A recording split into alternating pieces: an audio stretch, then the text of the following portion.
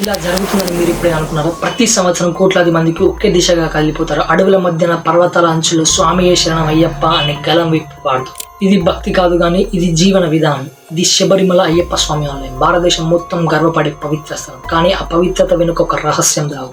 ఒక బంగారు రహస్యం. విశ్వాసం మీద నడిచిన ఒక మోసం. దేవాలయ గర్భగుడిలో ఉన్న బంగారం 4.45 కిలోలు ఎలా మాయమైందో తెలుసా?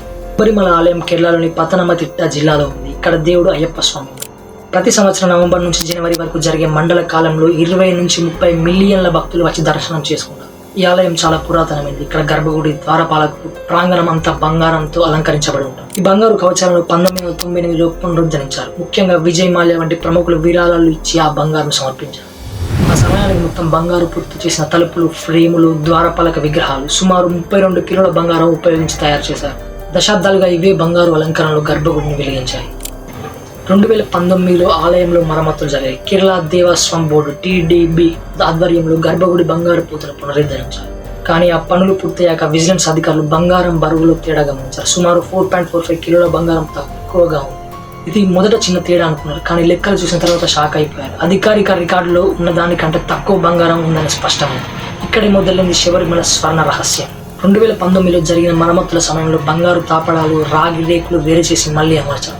అక్కడే మార్పిడి జరిగింది. విజిలెన్స్ దర్యాప్తులో తెలిసింది కొత్తగా వేసిన తాపడాలు బంగారు పూత, రాగి రేకులు మాత్రమే అని. ఇక పాత నిజమైన బంగారం అది కనిపించలేదు. ఈ మరమ్మతులను పర్యవేక్షించిన వారు ఉన్నికృష్ణన్ పొట్టి, ఆలయ మాజీ executive officer D Sudheer Kumar మరియు సూపర్వైజర్ మురారిబాబు. ఈ ముగ్గురిపైనే ప్రధాన అనుమానం పడింది.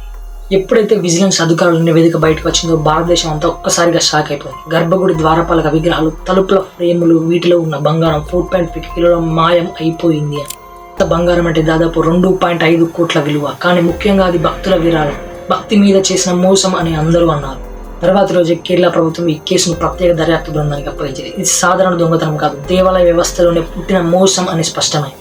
విజిలెన్స్ బృందం CCTV రికార్డులు, రికార్డ్ బుక్స్, రసీదులు అన్ని పరిశీలించింది. దర్యాప్తులో తెలిసింది పాత బంగారు రేకులు తొలగించి వాటి బదులు రాగి రేకులు పెట్టారు అని. ఉన్నికృష్ణన్ పొట్టి అనే ఆలయ ఉద్యోగి, అతనికి సహకరించిన డి సుధీష్ కుమార్ తప్పుడు బిల్లులు, బరువు లెక్కలు తయారు చేశారు.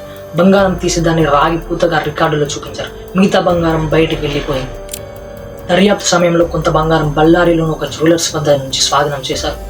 అదే బంగారం అనే ఫారెన్సిక్ టెస్టులు నిర్ధారించారు. ఉన్నికృష్ణన్ పొట్టి ఆలయానికి 20 ఏళ్లుగా పనిచేసిన సిబ్బంది. అతని మీద భక్తులకు గౌరవం ఉంది. కానీ 2019లో అతను పదవి విరమణకు ముందు కొన్ని కీలక రికార్డులను సవరించారు. తర్వాత అతను గల్లంతయ్యాడు. తర్వాత సిట్ దొరకబట్టింది. అతను కేరళ వెలుపల దాక్కున్నాడు అని. అతనితో పాటు మురారిబాబు, సుధీష్ కుమార్ కూడా విచారణలో బయటపడ్డారు. ఇది వ్యక్తిగత మోసం కాదు, ఒక నెట్వర్క్. మొత్తం మరమ్మత్తు ప్రాజెక్టులో కాంట్రాక్టర్ స్థాయికి చేరిన దొంగతనం. ట్రావెన్కోర్ దేవస్వం బోర్డు TDB ఆలయాన్ని నిర్వహించే సంస్థ. వీళ్ళ రికార్డులు కూడా తప్పుగా ఉన్నాయని కోర్టు పేర్కొంది. బోర్డు అధికారుల నిర్లక్ష్యం వల్లే ఈ మోసం జరిగిందని హైకోర్టు తన వ్యాఖ్యల్లో చెప్పింది. ఆడిటింగ్ లేకపోవడం, పర్యవేక్షణ లోపం ఇవే విశ్వాసం మీద గాయాలు చేశారు. 2020లో కేరళ హైకోర్టు ప్రత్యేక ఆదేశాలతో స్పెషల్ ఇన్వెస్టిగేషన్ టీం ఏర్పాటు చేయబడింది. వీళ్ళు 1990లో ప్రారంభమైన బంగారం పునరుద్ధరణ నుంచి 2019 వరకు మొత్తం రికార్డులు తెరిపించారు. కొత్త ల్యాబ్ టెస్టులు జరిపి పాత బంగారం, కొత్త రాగి రేకుల మధ్య తేడాలు నిర్ధారించారు. ముఖ్య నిందితులను అరెస్ట్ చేశారు. వారి మీద క్రిమినల్ బ్రీచ్ ఆఫ్ ట్రస్ట్ మరియు ఫోర్జరీ కేసులు నమోదయ్యాయి. వార్త బయటపడటం వెంటనే భక్తులు కందరి పెట్టుకున్నారు. అయ్యప్ప స్వామి ఆలయంలో కూడా ఇలాంటి మోసం జరిగింది. కేరళ అంతా నిరసనలు జరిగాయి. బంగారం మాత్రమే కాదు, విశ్వాసం దొంగలించబడింది అని. దర్యాప్తు కొనసాగుతుంది. హైకోర్టు పర్యవేక్షణలో TDB కొత్త నియమాలు తీసుకువచ్చింది. ప్రతి బంగారు వస్తువు, బరువు, విలువ, స్థానం డిజిటల్ రికార్డ్ చేయబడుతుంది. ఇప్పుడు అది QR కోడ్ సిస్టంలోకి మారింది. ఇది భవిష్యత్తులో ఇలాంటి ఘటనలు జరగకుండా అడ్డుకుంటుంది. అయ్యప్ప స్వామి ఆలయం అది బంగారంతో కప్పిన గర్భగుడి కాదు, భక్తితో నిండిన మనసు. బంగారం మాయమైంది కానీ విశ్వాసం మాయమవ్వకూడదు. ఎందుకంటే ఈ కథ మనకు చెబుతుంది సత్యం చివరికి వెళ్ళలోకి వస్తుంది.